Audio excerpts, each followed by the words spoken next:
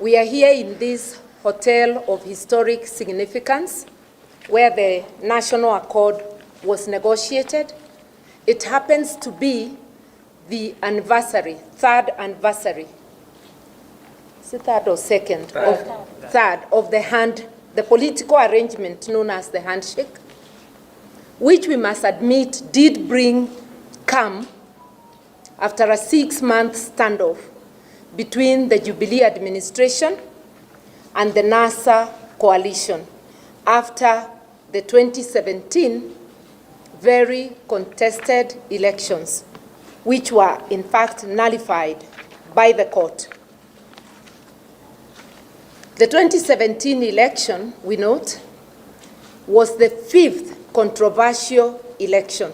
We have had 6 elections since 2002, and only the 2002 election was accepted as largely free and fair.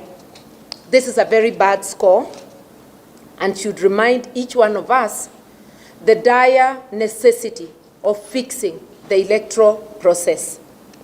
We therefore should be alarmed that the BBI project does not anywhere mention how we shall fix the electoral process.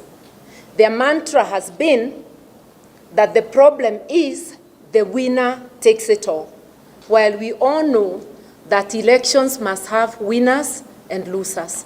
So instead of fixing the electoral process, they're just putting additional seats for people to share at the national level.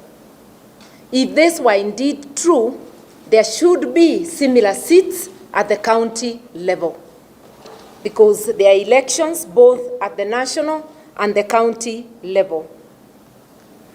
We are inviting Kenyans to ask why this phenomena, according to BBI, is only at the national level, not at the county level. And the reason we guess is obvious, that the crisis at the top arises mainly because the incumbents don't want to lose power. They do not want to hand over. And this has happened in a nation we regard as a citadel of democracy. You remember the US elections. So really there is a terrible wind blowing all over the world, and which we must find ways of stopping here in Mother Kenya. The handshake has actually revealed itself not to be a bipartisan project, but to be an agreement between two people on how to share the spoils of power. It's actually a process to try and control the political destiny of Kenya. We had President Uhuru in an unguarded moment after the nullification of his election in 2017, where he said he will revisit, and we understood him to mean he will revisit the Supreme Court. And revisit he did, because before if you remember, before the repeat election, the bodyguard of the Deputy Chief Justice was attacked, and a hearing in the Supreme Court that was trying to stop the repeat elections could not get quorum because the judges got intimidated. He has thereafter revisited the judiciary. We've seen both the executive and parliament gang up to deny the judiciary adequate funding. We've seen the president refuse to appoint 41 judges who were recommended to him in accordance with the Constitution by the JSC. That standoff lives on to date. But we are now seeing revisit is not confined to the judiciary. The BBI project is revisiting the 2010 Constitution, which the president has always considered as an inconvenience. He wants to exercise unlimited power. And we know constitutions exist to limit the power a president or anybody in authority may exercise.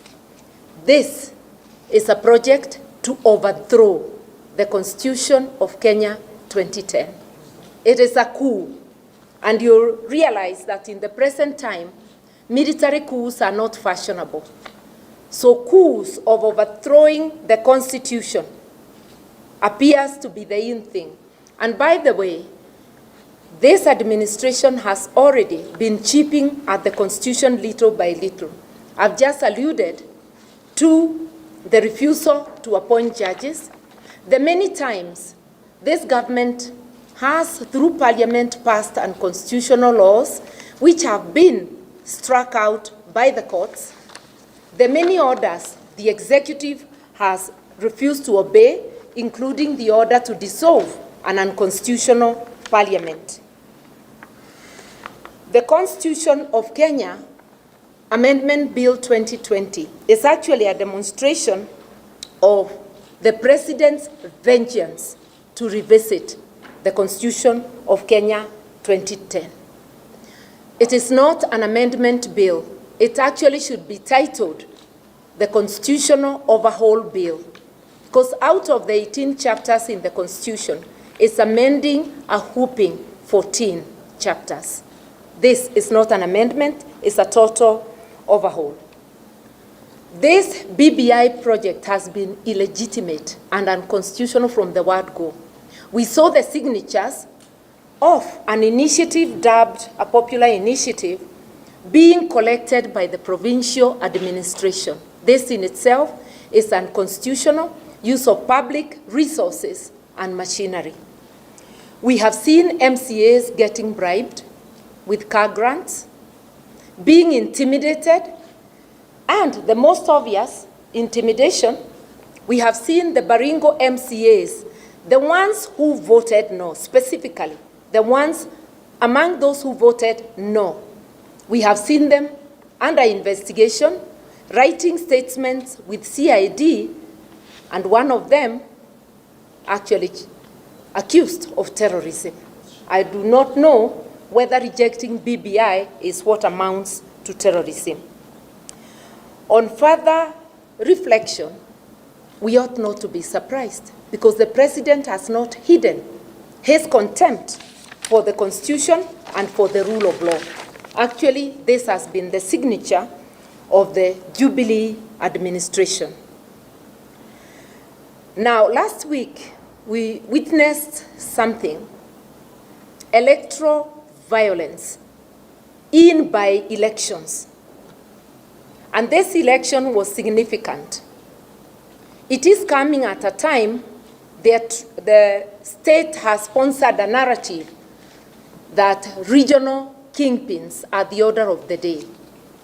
We saw violence, and this violence, we believe, was deliberate and was aimed at achieving an outcome that reinforces regional kingship. And if you look at it, that is what has been.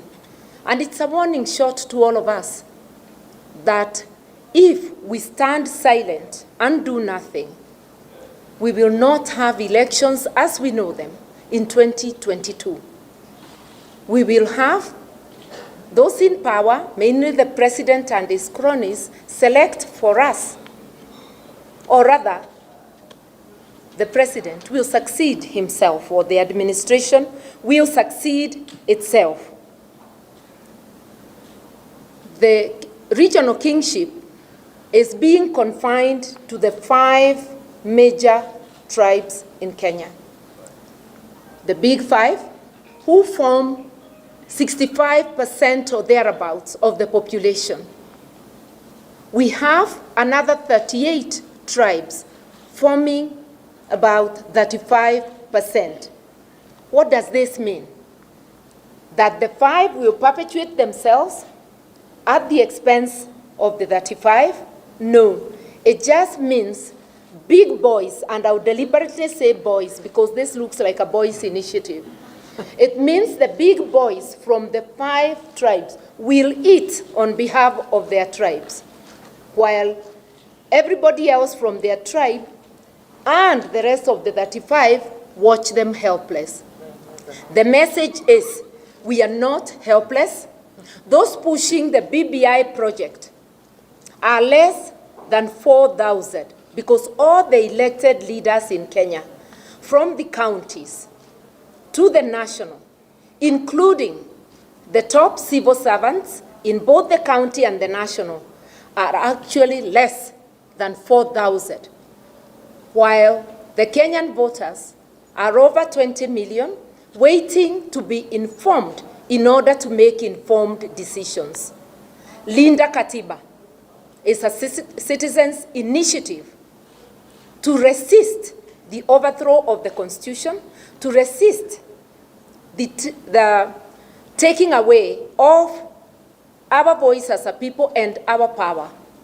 We urge everyone by word of mouth, by whichever method, let us come together because a people united shall never be defeated, and history has shown us that. Thank you very much, Madam Martha, for that